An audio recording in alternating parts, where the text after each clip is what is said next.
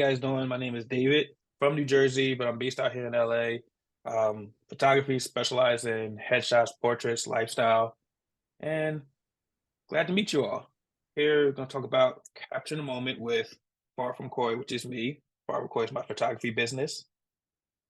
So the overview is going to talk over a couple of topics: choosing your photographer, clothing, makeup, accessories, and posing. So I'll start with choosing your photographer.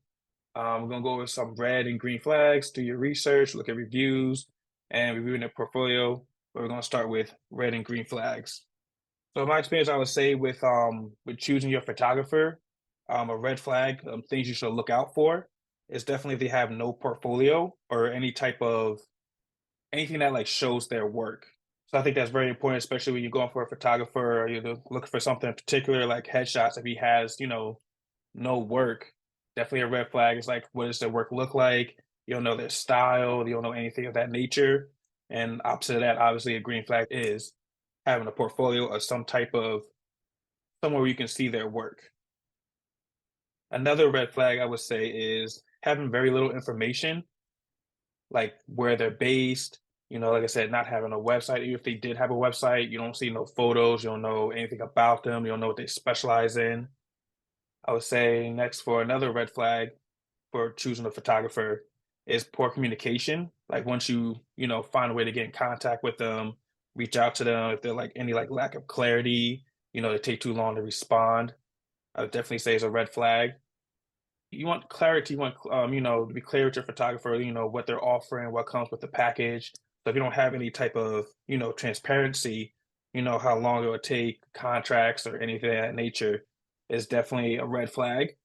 But I will say when it comes to like lack of contracts, terms and conditions, or maybe a timeline of when you might get your photos back, that also probably comes with experience.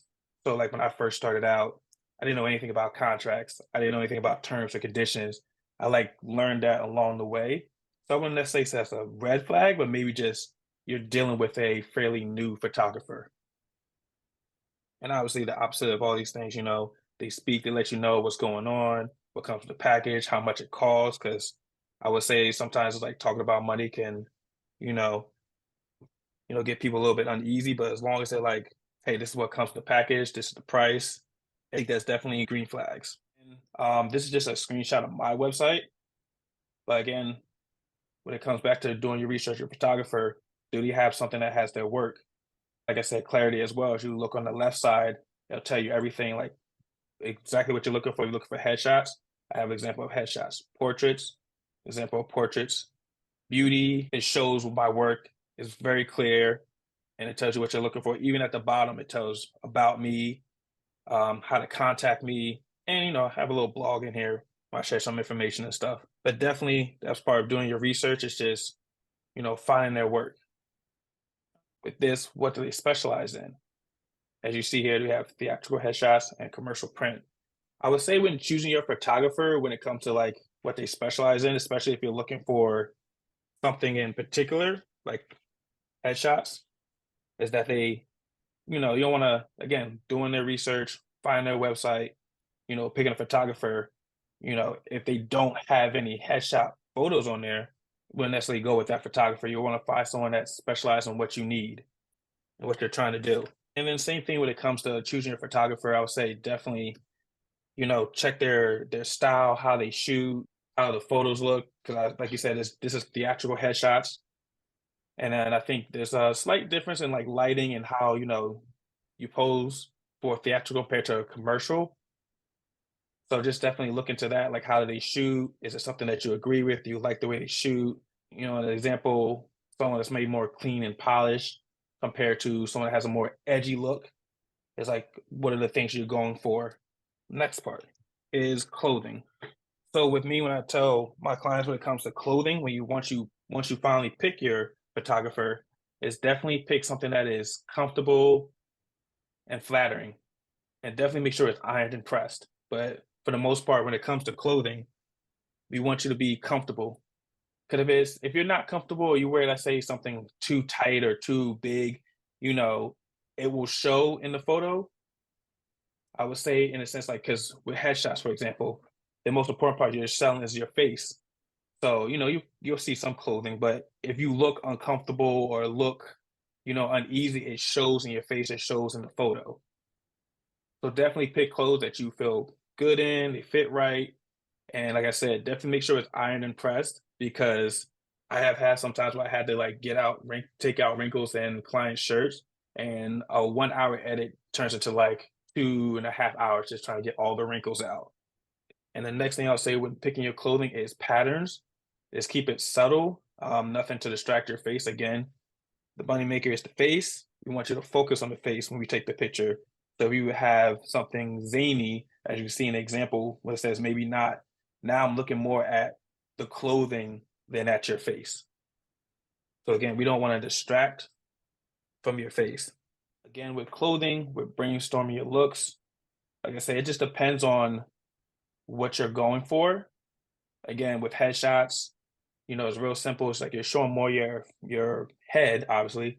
You don't really have to worry about your bottom half, but just, t-shirt, something casual, whatever the look that you're going for.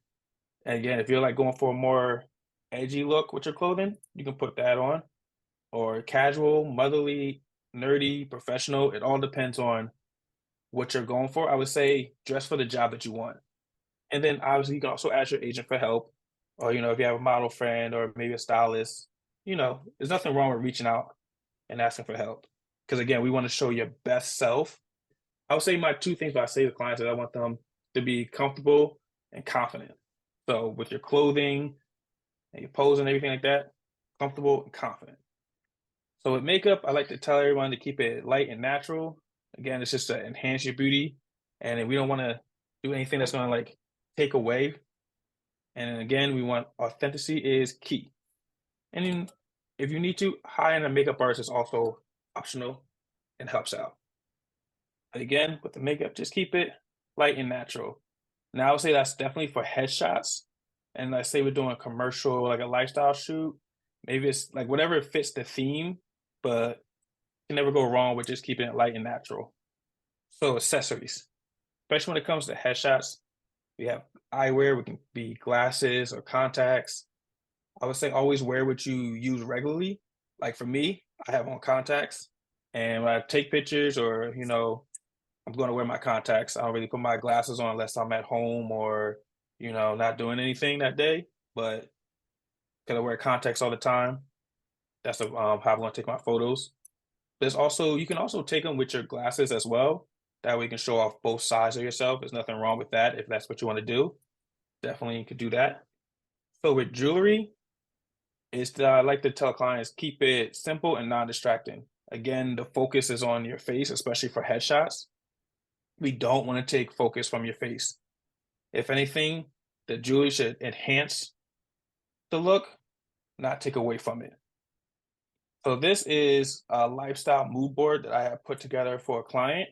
With me, I'm just going to talk about, I guess, the process that I go through when once you book with me like a photographer and the steps and creating a mood board and like figuring out you know what the client is looking for.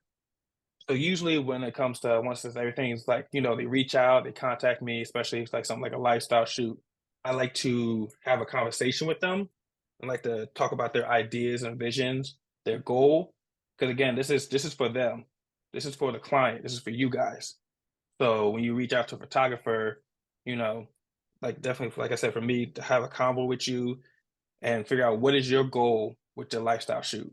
So for this one, it was more casual. You can see some fitness, some posing, some yoga, some more business, showing them at work. So that was the goal that they wanted. And this is what, I also asked for a reference photo as well, just to give me an idea of like the look that you're going for or the style within this lifestyle shoot. And then from there, I build upon that, build a mood board.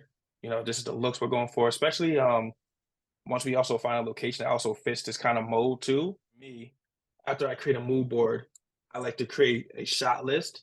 But with the mood board, the shot list, it just keeps it more organized, at least for me.